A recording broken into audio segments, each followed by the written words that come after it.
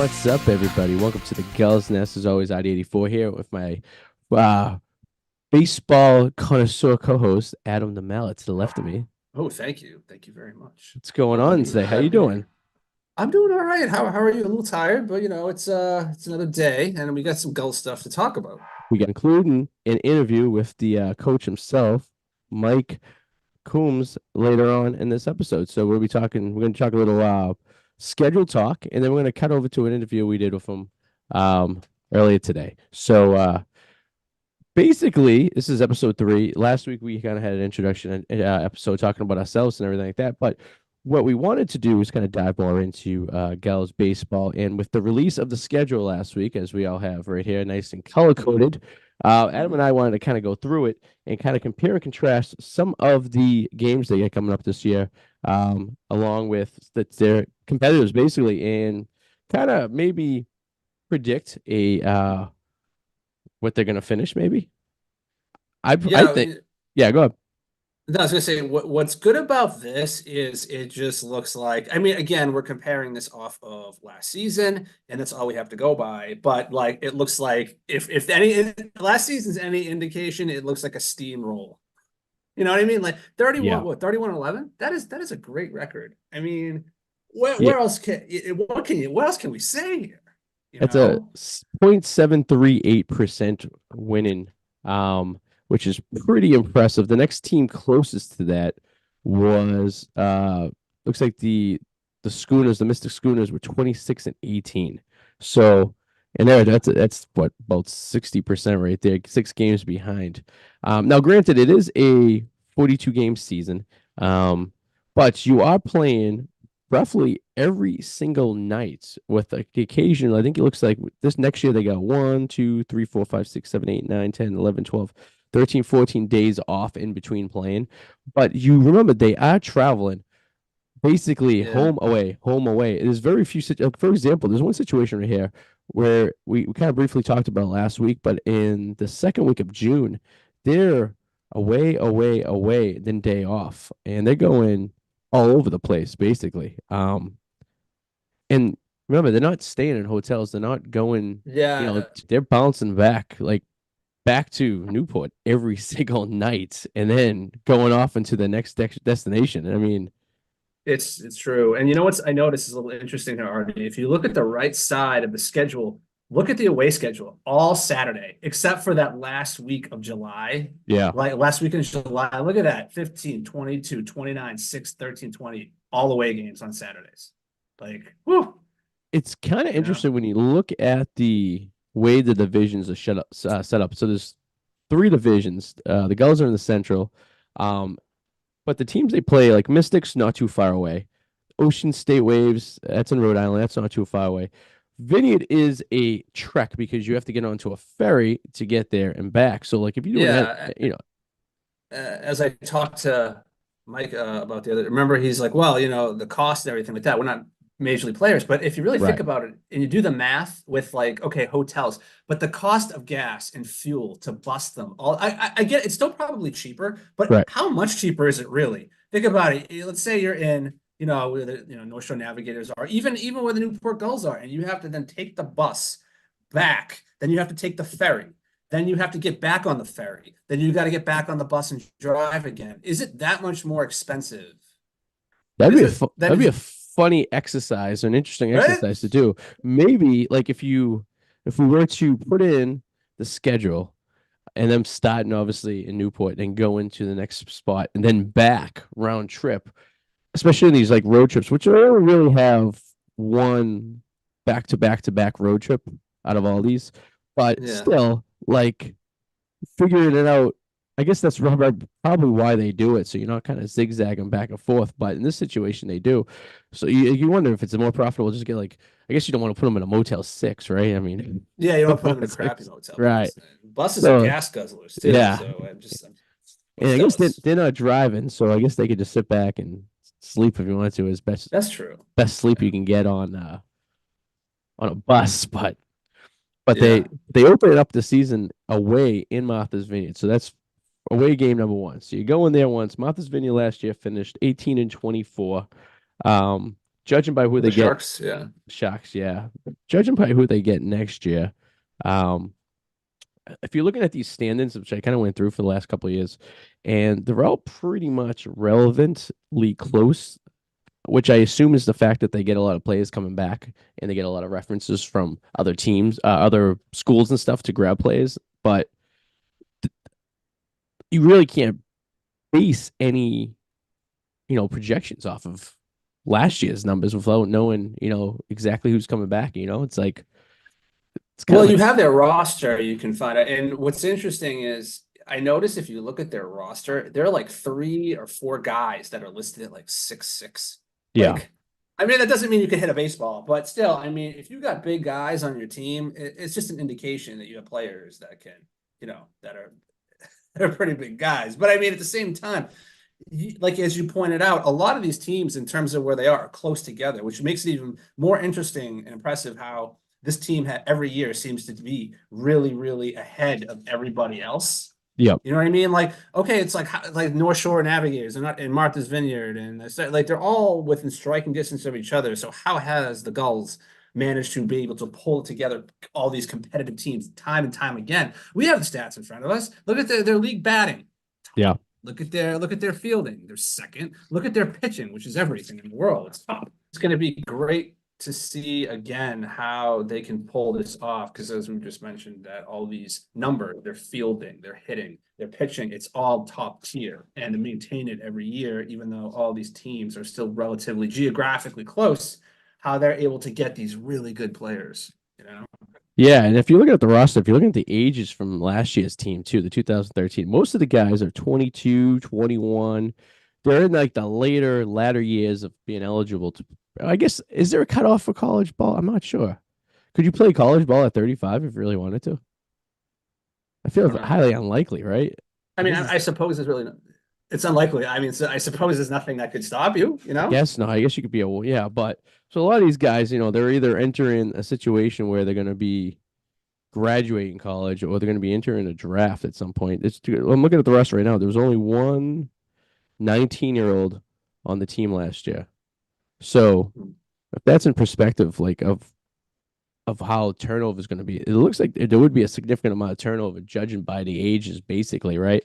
Because you Yeah. figure at 22, you usually graduate in college if you're there, and you went there, unless you're even 20, 22, 23, judging if you're like a fifth year kind of guy, right? Kind of went into like a junior college or something Yeah. like that. But um, yeah, it does seem like it's really really tough to get an assessment of what it's going to be like. Because when you even look at the division too, their division seems like one of the toughest divisions to play in. And I don't know if that has to do with a lot of like the traveling that involved in it. Because the North Shore Navigators, which is in Lynn, is in their division, which is a good, I don't know, what, 2 hours away Yeah. easily. So it's like Yeah. it's some traveling there even for a divisional game. Um, the rest of the guys, if you look in the other divisions, it looks like there's a lot of Rhode Island, a lot of Connecticut in the Western, and then the Northern Division has like the Maine and Vermont and New Hampshire teams, but even that could be spread out over the while. But you know, Yeah. I it's mean, just everything tells me. I mean, as you and I always talk about, pitching is always key. You can't score runs from the dugout, and true. just looking at that, it's just they're miles ahead of everybody. Like they're the only team with under 3, 2.92 ERA last year. The strikeouts 427. It's a The lot of next strike. closest team I think was what we got here, the Valley Blue Sox at 396 strikeouts for the season. Like they just mowing them down. You Yeah, know? that's key right there. And as anything else, no matter when you get into the uh the playoffs and whatnot, it's all about pitching. You could be hitting the ball all day long, but you still get a hit. But what's going to win games and what's going to basically make you the team that's going to win it all is your pitching, which is something they have. And if they can consistently keep that for next season, I think everything's going to be okay. I think they'll be all right and have another successful, at least a run to the playoffs at minimum. Yeah. Yeah. One thing I was looking at too, where was it? Looks like attendance. Have you seen the attendance right here? It was Yeah, I brought that up last week because I said yeah. that it being the Oakland A's. It's Yeah. So if you're looking at it looks like they rank second in overall attendance for the entire season, which is pretty interesting. Which I guess it makes sense considering where they're located and it is a summer place to go to. But I think that helps a lot too. I mean, don't you feel more motivated if you're playing in front of a large crowd rather than an empty field at the end of the That's a day, good you know? point. That's a very good point. Yeah. Like you want to play harder when there's people cheering for you, Right. 100%. You Yeah, like know? people are invested into it, whether they're just there because they're a casual fan or not. They're at the stadium. They made the effort to get out there. So I feel like that basically also will help you boost your morale. I mean, a lot of these teams, their attendance are so small, and you wonder if that helps.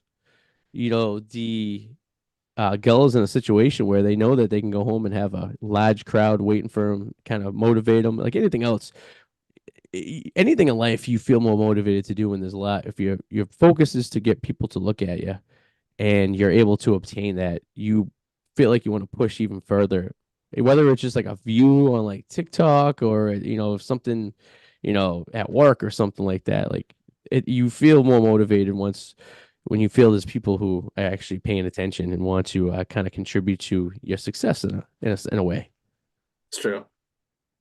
It's true. but so yeah it's a schedule. It's They're home every Wednesday. which is yeah. So last year, I guess they were home every Monday, Wednesday, and Friday, and this year it's changing up a little bit. But Tuesday. Oh no, yeah, Tuesday, they get a Wednesday. couple of random games, and they get that Fourth of July. The playoffs will start on August 1st, and it looks like they just run it out. Looks like Yeah. playoffs will run from the 1st to the 10th of August. And I'm assuming they'll probably be playing maybe back to backs and probably have a few days off for the next round. The playoff format did change where they do play, I think, a best of three for the first round. They used to be a one and done, but that I guess involves having a little bit more of ability to get your pitches in line, get your lineups in line, and then especially if you're losing players as the time goes on through the season, knowing what you have when it comes down to you know the playoff time. You know what I mean? Where the grind all pays off at the end of the day. True. But yeah, they're up in our way, up in Lynn. 2 Saturdays looks like they're on the 29th of June and on the 13th of July. So it would be interesting to map out travel distances from the further points of the teams and see how much it furthers. Like in Major League Baseball, like it's like the Seattle Mariners are usually the team that has the most travel miles on them because of the way they're located and how they have to go around so difficultly to go around places, you know. So, Yeah. but they do play. Um, they play the division multiple times, and I believe they play the other divisions teams once home and once away. So it's not exactly too crazy when you have to go up to those points of Maine. Like so I'm looking right now, like the Stanford Maynards, they're home on a Tuesday in June, and then they don't go up to Maine until you know middle of July. So when you work that out, and then they also have a little break in between in the end of July for the All Star. So the All Star break, which makes it nice. This year it's in I can't read Bristol, Connecticut. So it's not too far of a commute if you made the All Star game and you are have to travel over there. You're pretty close, so Yeah. For sure. but so that's basically we wanted to talk a little bit about the schedule coming out. Obviously we got coming up and the 16th of February is the Hall of Fame, and we talked a little bit about that last week. But Adam and I were able to talk to one of the inductees earlier today about just about everything. We hit some points, but we'll send it over to that interview right after this break coming up. All right, everyone. Welcome back to the Gulls Nest. As always, ID84 here. And we have a special guest Hey. here tonight, manager of the Gulls, former manager of the Gulls, and inductee of the Gulls Hall of Fame coming in on February 16th. Mike, how you doing? I'm doing great. I can't complain. It's 75 degrees here. I'm out by the pool, Oh. and I know you guys are a little chilly. Yeah. Hey, That's what it's all about. So are you down in your Lakeland, Florida? Is that where you are? Or in that Lakeland, area? Florida. Yep. It's Tiger Country down there, right? Is that what they call it? Detroit Tiger. That's it. Yeah. Unlike my background that is superimposed, I'm guessing your white puffy clouds I'm seeing in the back are real. Oh, those are those. Oh, very jealous. I paid for those. Very jealous. Yep, it's all good. No, when you heading back up north, you're gonna wait until the last possible moment. No, we're coming in, I think, on the 15th. I think that's a Thursday. Okay. Yep. Oh yeah, that's right. Because the ceremony is on the 16th. So Yes. Yeah. So- We'll be there.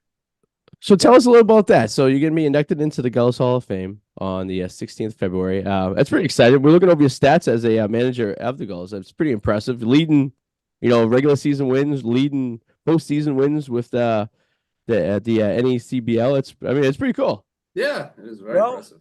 I tell you what, it's all about who you get and who they get for you.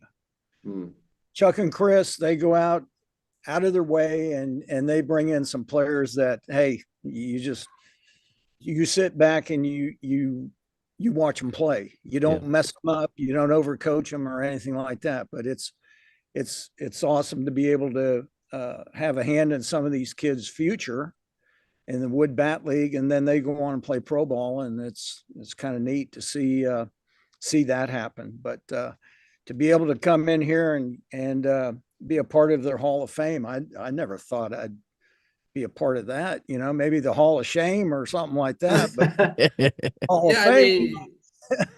You come in 2005, and what clicked for you? Did you expect for it to last so long? You know what I mean? What was your coming into the whole situation? What were you anticipating, I guess? Well, when I came in as a pitching coach and was handling the pitchers 4 games in. And then Tommy Atkinson, the manager, he said, he called me and he goes, hey, when you picked me up today, I got all the sheets and everything for you. And you're going to be my go-to guy. He says, I got to go back and apply for this position back at the community college in North Carolina. And hopefully I can get the head job and be a part of that. So next thing I know, Chuck and Chris are calling me into Mudville back in the day. And they said, would you like to be the manager of the Newport Gulls? And I said, well, let me check with my agent. No, I said, yes. Yes. I said, that'd be great. And 4 games in, then I thought, okay. And we had some rough spills to begin with.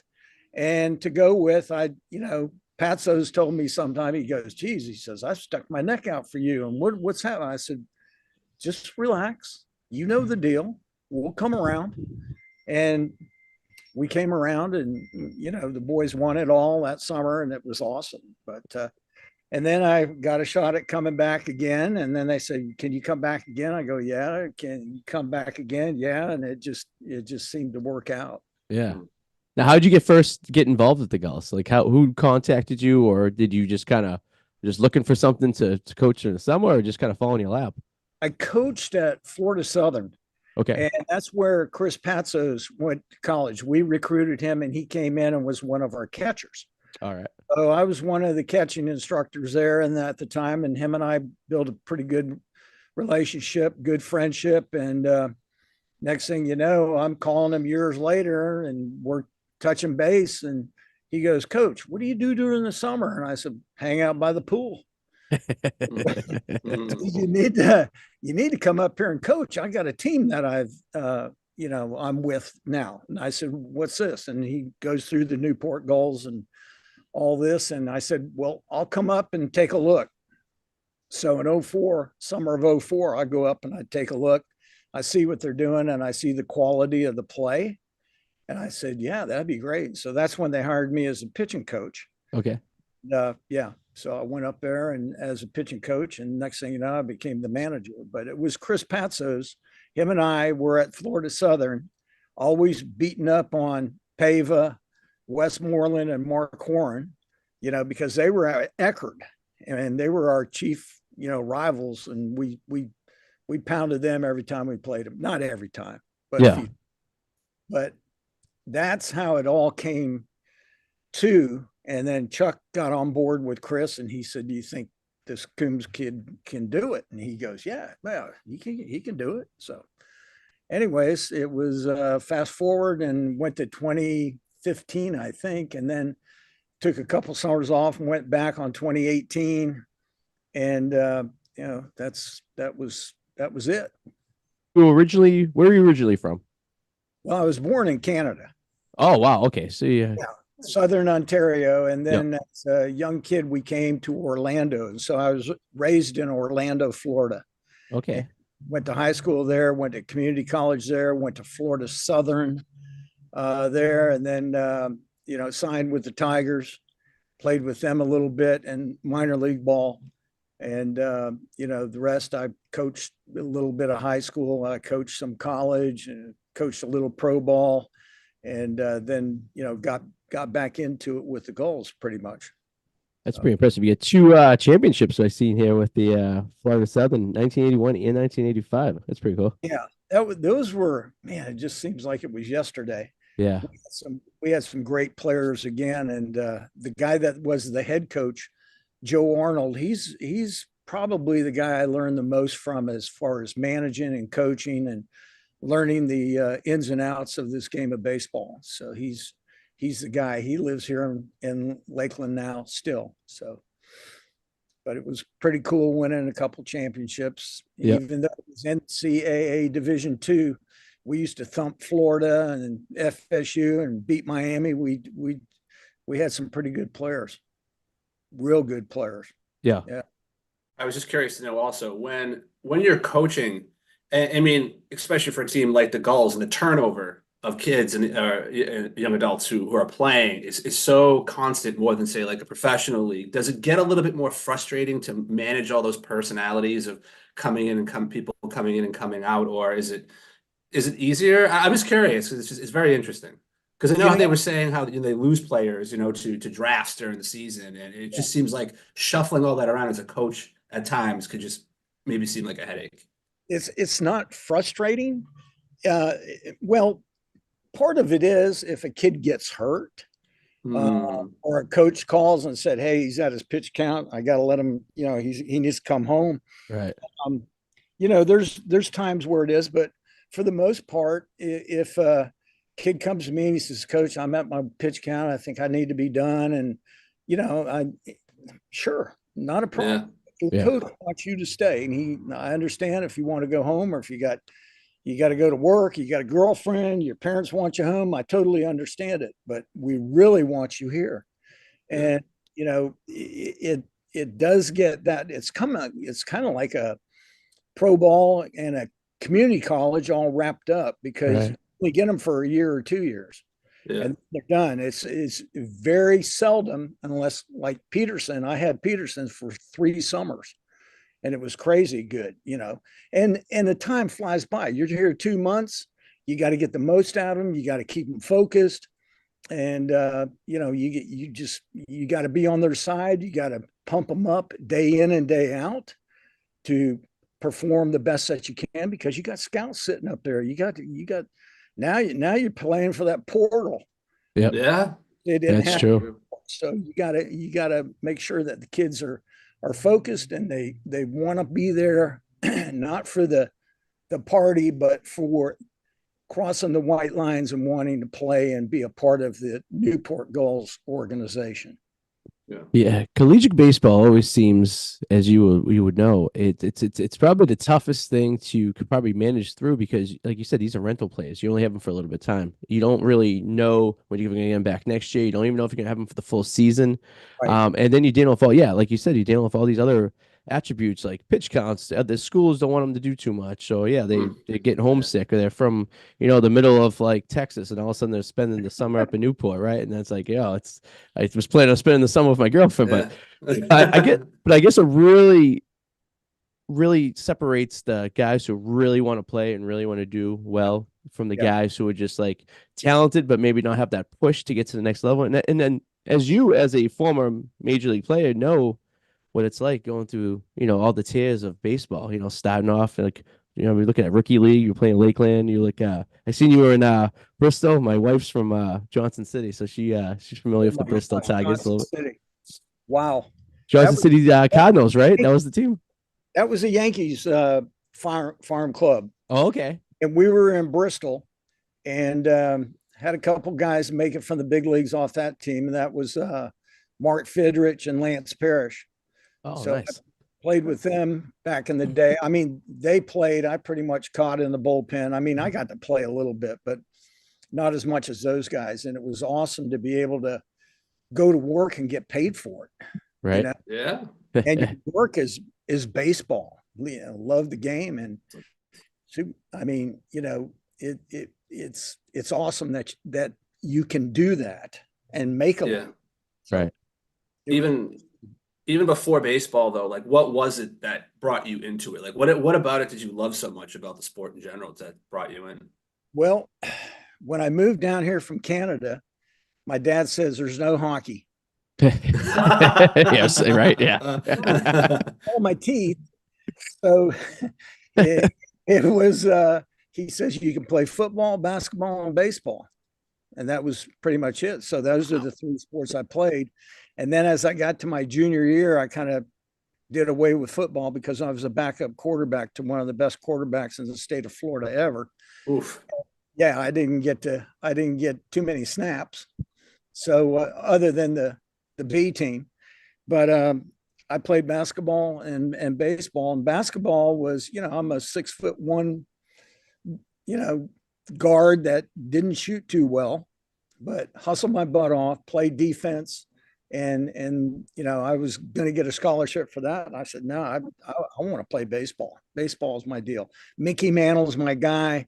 Baseball is my deal. You know, I want to play baseball. So anyways, I just kept honing in on that, getting with people in the Orlando area, pro scouts that, you know, they would have camps and stuff. And then, of course, my high school team had a baseball team, and I was lucky to make that team and be on that, and then move up and got a little bit better and had them faked out for a few years. So what was your team growing up? What was your MLB team as your I would have to say the Yankees. Yankees, yeah. I mean, yeah, we can figure during that time you were growing up, it was like when the Yankees were dominated, right? So it's like, how can you go wrong?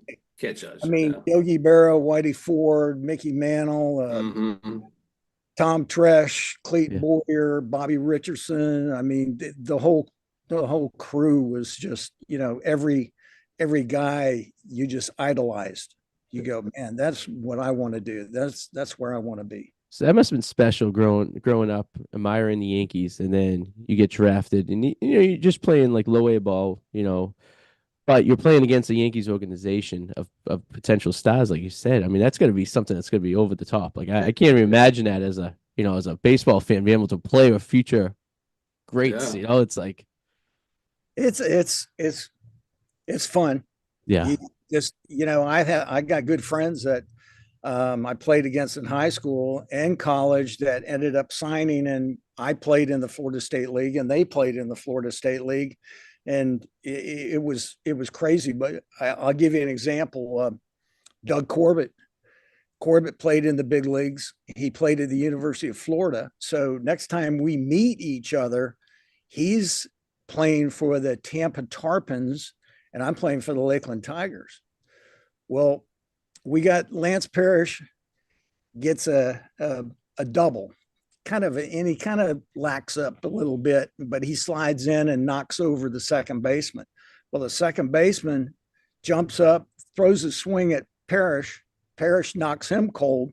Shortstop jumps in, he knocks him cold. So Parrish is standing out there, and we're all going, well, I guess we don't even have to go out there.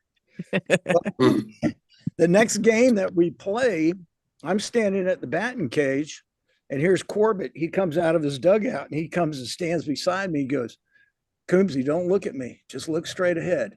But if we get into it tonight, I'll meet you out in right field, and we'll roll around. Because Yeah, okay. You can get fined for not getting off the bench and running out there and getting with your teammates. They'd fine you $100 back then. Oh, No yeah. Really? kidding. Oh, That's wow. awesome. It's like That's the a nice opposite one. of I never today, knew huh? that. Yeah. Wow. Everybody goes running out.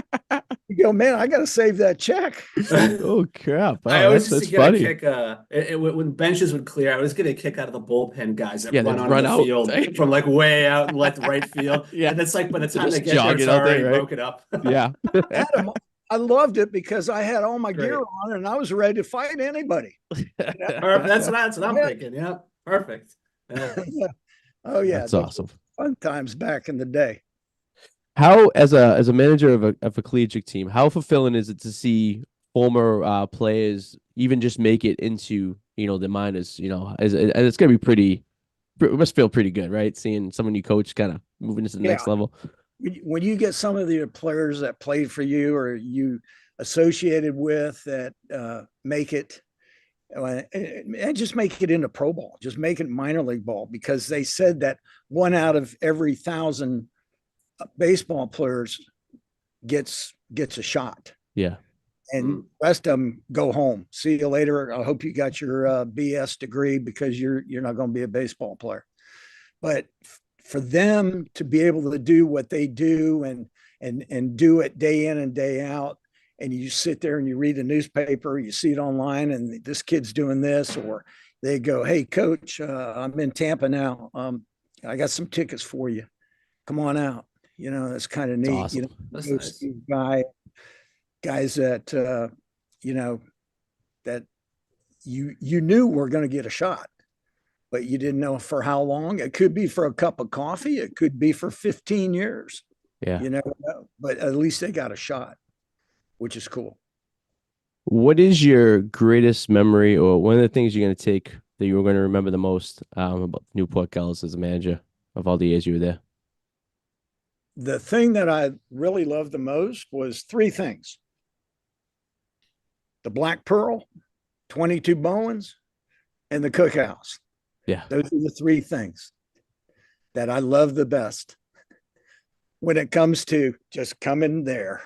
But the baseball, when you're there, it's every one of those guys that showed up every night, played their heart out, played their hardest, and wanted to be a part of a family.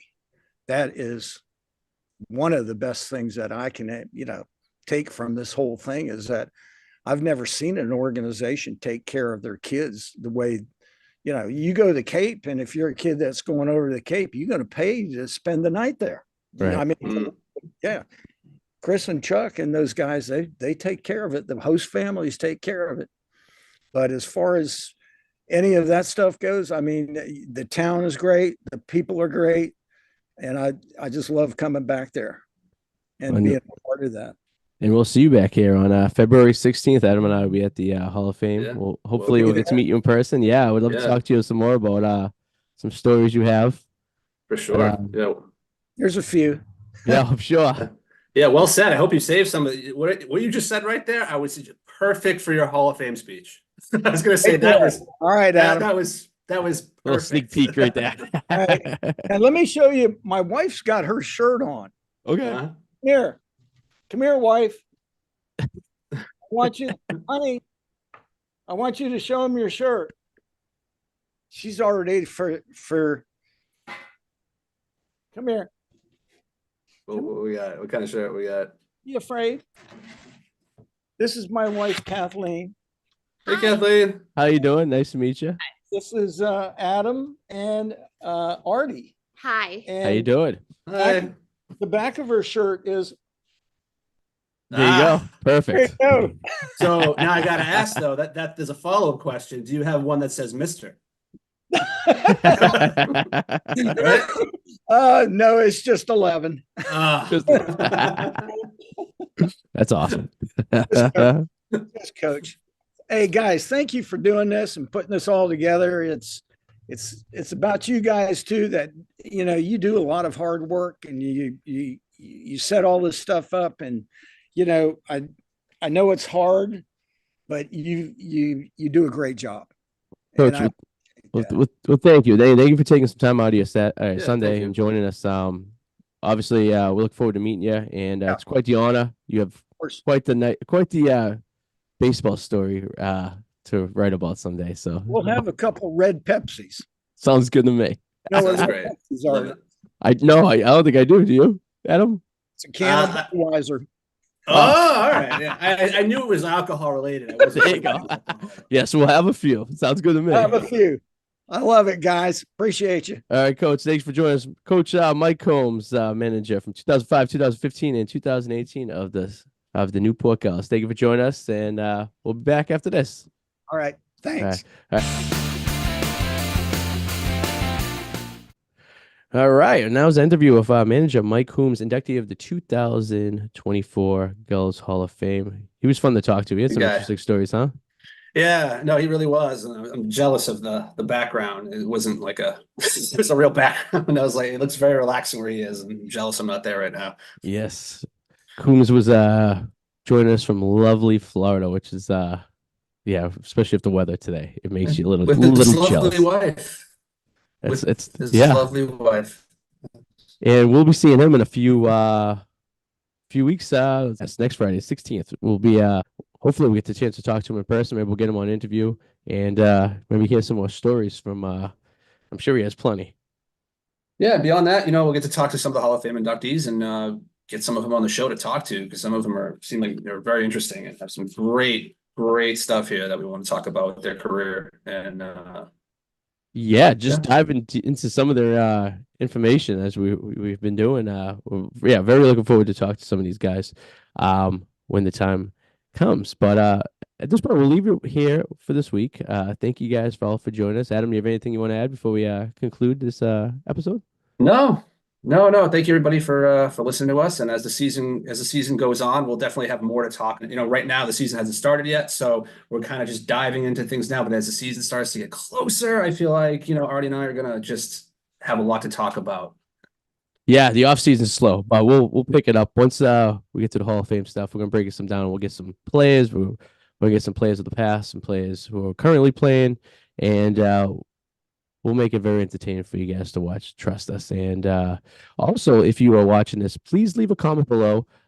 Whether you're watching this on YouTube or you're on Instagram or anything, and let us know if you have any questions about the Gulls or anything you want to ask us or anything you want to ask any of your players. We can forward those over to you and we can get those answered for you. And we can make a little segment that way where we could say, ask the Gulls fans if they have anything interesting they want to know. So we could do that. That'll be interesting, huh? All right, everyone. This was great. Yeah. Well, we'll leave you guys here. We'll see you guys next week. Have a good week and stay safe. We'll see you soon. Bye.